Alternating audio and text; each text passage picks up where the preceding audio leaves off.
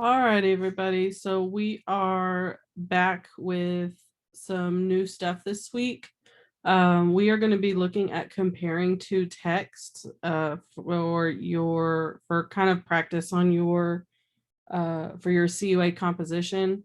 I know you're going to be given two texts and you're going to have to compare them. So we are getting a jump start on that. So you guys kind of know how to do that. Um, right here we have a small short story along with what appears to be a poem, just based on how it is structured. It's looks more like a poem than this one does.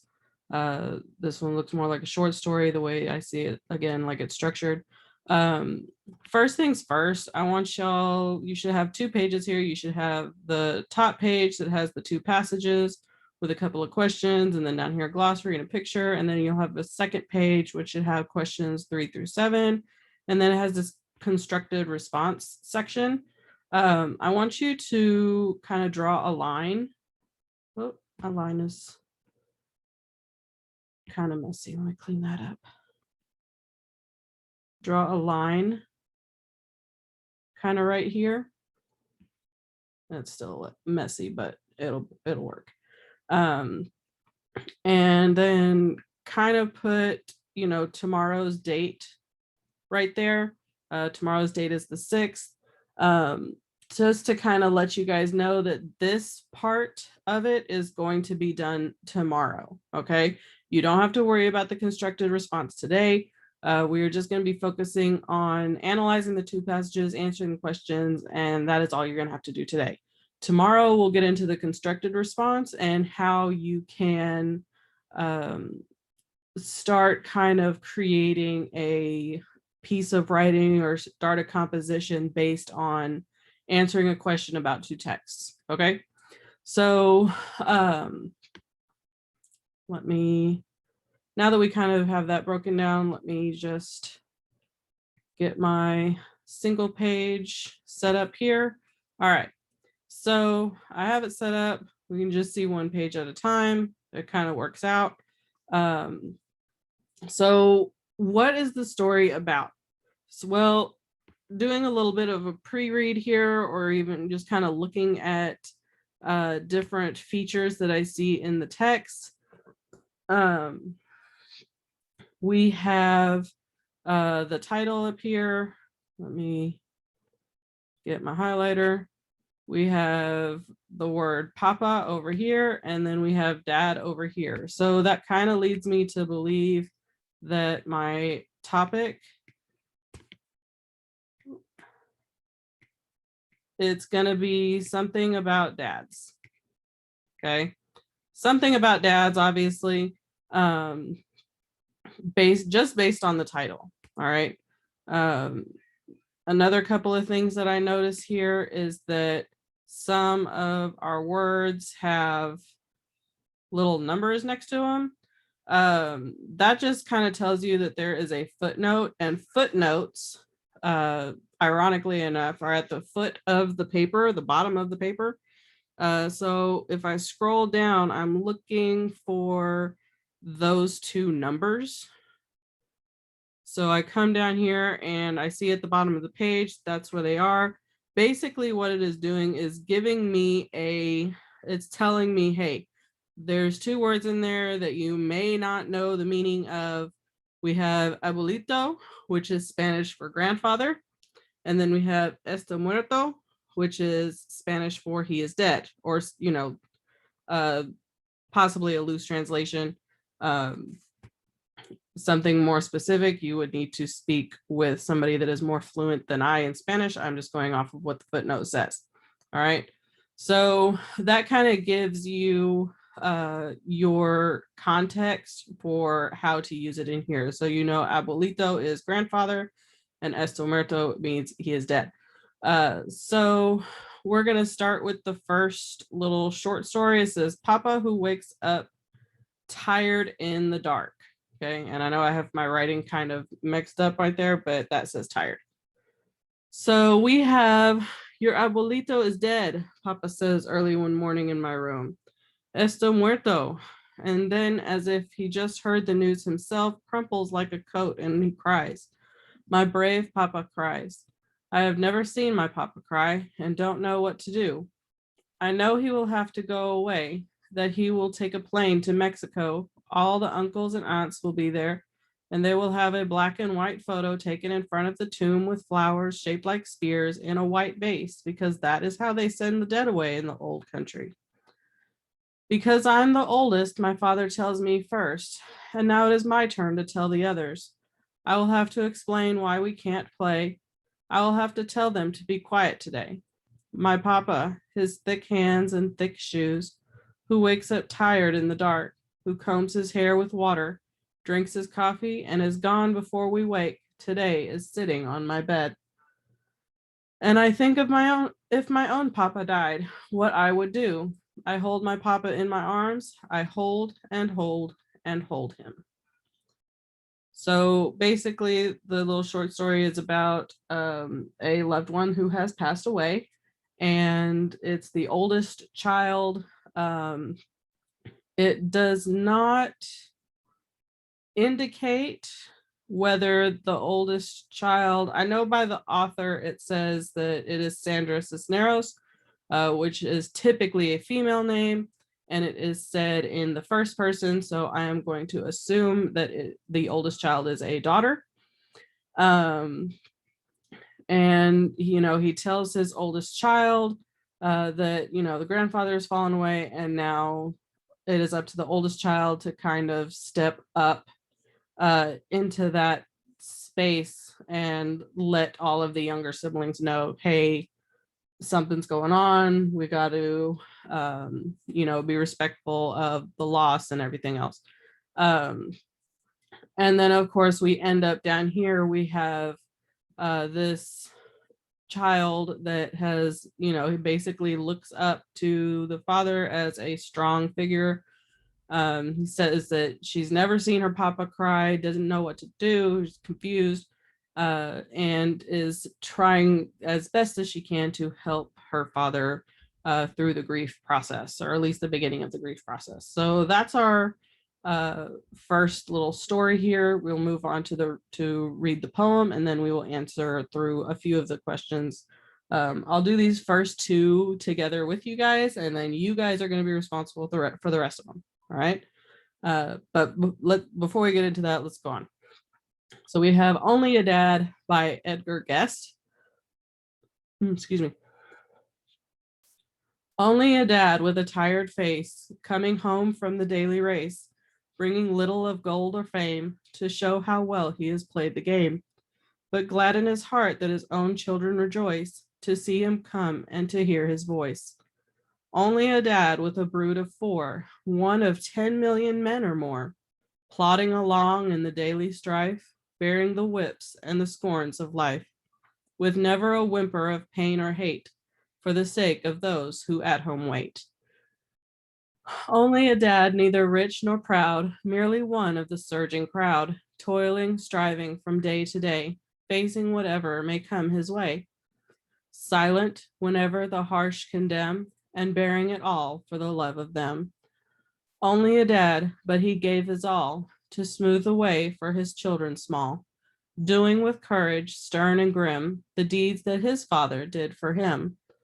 This is the line that I pen. Sorry, messed that line up. Let me start again. This is the line that for him I pen. Only a dad, but he was the best of men. All right. So just off of what I'm seeing here, let me zoom it out just a little bit. You can see both texts. Okay, so looking at both texts, we kind of have a pretty sad mood, a sad tone. This one, sad, there's grief. Let's see.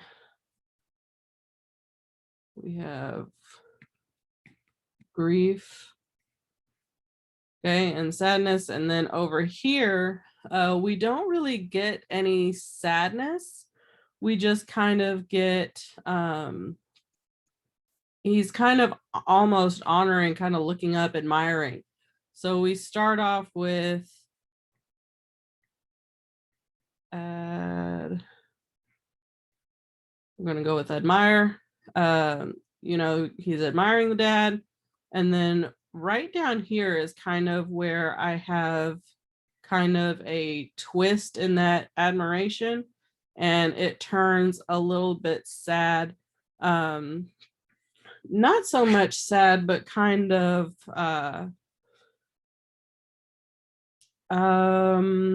what's a word I'm looking for? I don't want to say wistful, because that's not quite right either. It's a little bit more heavier than that. But we'll go with honoring.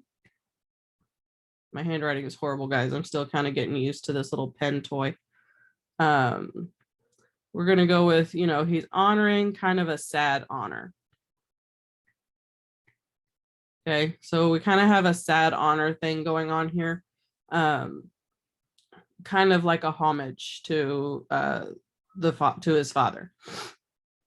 All right.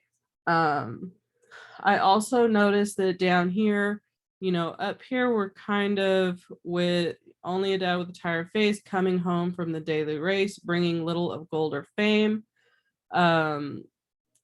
It's sort of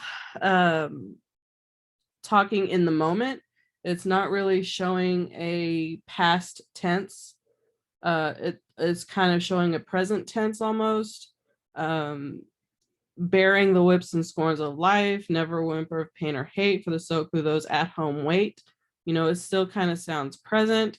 Toiling, striving from day to day, one of a surging crowd. Silent whenever the harsh condemn. Again, that's still kind of a present tense. And then we get down here and we have a significant tense change. Let me get a different color for my visual people that, different colors are the learning paths of life. So here we have a tense change. Only a dad, but he gave his all to smooth the way for his children small, doing with courage, stern and grim, the deeds that his father did for him. So that's still kind of going with that past. This is a line for him I pen, only a dad, but he was the best of men. That's the only indication that he's talking about possibly that his father had passed on. Everything in, before all of that, to me, looking at it, it sounds like it is talking, he's maybe writing a poem that his father is going to read eventually, or that his father is going to hear him recite maybe to him. This last indication, and that's why I kind of put sad and honor, this last stanza is what the only one really that gives any indication that, maybe this poem is not going to be heard by a living father, but maybe it's going to be heard at a memorial or at a remembrance of him, something like that. Okay, so there's a lot of kind of a lot of heavy feelings right here, a lot of heavy emotions. So before we get into that, if you kind of need to let your emotions settle, grab a tissue, whatever, pause the video, and take you a minute if you need to take a minute. But we need to get back into the whole question of this. All right, so moving into the questions. So like I said earlier, I'm going to do the first two with you guys, and then you guys are going to do the rest by yourself. All right, so we have number one. It says, in Papa Who Wakes Up Tired in the Dark. Okay, so for number one, we're looking at this one. Excuse me. In Papa Who Wakes Up Tired in the Dark, how does the narrator feel when she sees her father cry? Okay, so we kind of went over this in another story already, where it was talking about how they didn't understand anything or something like that. What color have I not used yet? We'll do green, because I've used yellow, I've used blue, I've used pink. So yeah, green. All right. So we're coming all the way back up here.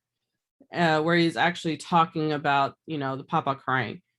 Crumples like a coat and cries, my brave papa cries. I have never seen my papa cry and don't know. Oh, that went all the way across.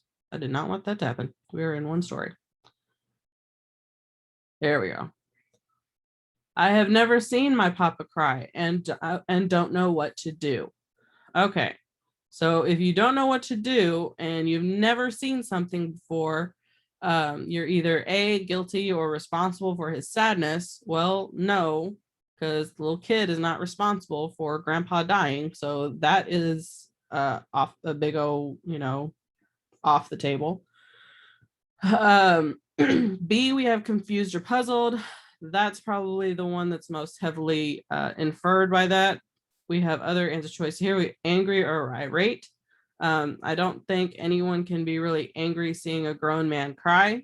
That's just my opinion. And then you have suspicious or mistrustful. You can't really be suspicious or mistrustful of something that you are unsure about, especially as a child.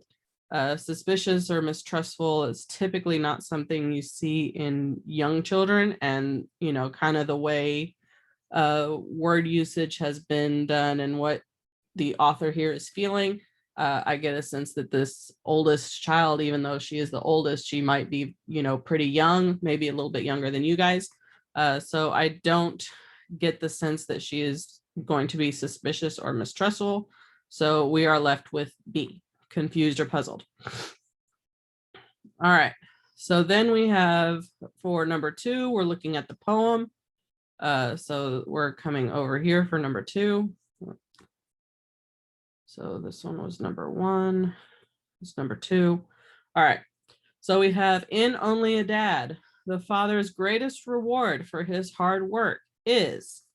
All right. So we got to come up here and we got to find the spot. I'm going to highlighter. We got to find the spot where it's talking about a reward. All right. So really it's kind of this first stanza up here. We have only a dad with a tired face coming home from the daily race, bringing home little of gold or fame to show how well he has played the game, but glad in his heart that his own children rejoice to see him come home and to hear his voice. So nothing in here says explicitly this is the reward he's going to get, but it's kind of implied. All right, so he's not bringing home a whole lot of money, and he's not getting a whole lot of recognition for what he is doing. But all of that aside, he is really happy. This is kind of his reward here because it says he is glad in his heart. Okay, he's glad in his heart for, there we go, his own children rejoice. That his own children rejoice to see him come and to hear his voice. All right. So that any answer that kind of looks like that, we're kind of looking for. So it says lots of gold and money. Okay, says no, it's bringing home little of that. Worldwide fame, again, little of that as well. Promotion at work, that doesn't really say anything either. It doesn't say anything about that. Actually, it kind of says the opposite in the next stanza. It kind of implies 1 of 10 million men or more. There's not that many people getting promoted into upper management or upper level stuff. 1 of 10 million men, that's usually kind of the lower levels. So that is not on the table. So we're left with his children waiting for him when he gets home. And that's kind of what that answer implies. So D is your answer for number 2. All right. So I've done the first 2 with you guys as promised. Now you guys have to do questions 3 through 7. Please remember that we are not doing the constructed response until Tuesday. All right, tomorrow. Okay, that's why I have this 4-6 here. Y'all remember, if you didn't skip through from the beginning of the video clip, constructed response is being done tomorrow. All right, and we'll kind of work on it together. as much as possible. I'm not going to do everything for you. So you have the rest of these to do, and then you'll take a picture of all of it. Okay. And see, see how I annotated the text a little bit up here. You guys need to do the same thing, annotate the text. All right. You can annotate the way I have, but with each question that you answer, annotate the text as well. All right. Whatever text, underline it, highlight it, and, show us where you're getting the answer from. What is your text evidence to back up your answer? All right. You need to make sure you can do this because it's going to help you with this tomorrow. All right. If you have any questions, please feel free to contact your teachers by the most convenient method available to you. Whether it is by contacting your teacher via Schoology or by coming up and seeing them during tutoring or during class or whatever. As I said, whichever one is most convenient to you and most comfortable. All right. Good luck. Can't wait to see what y'all come up with. We shall see you guys later.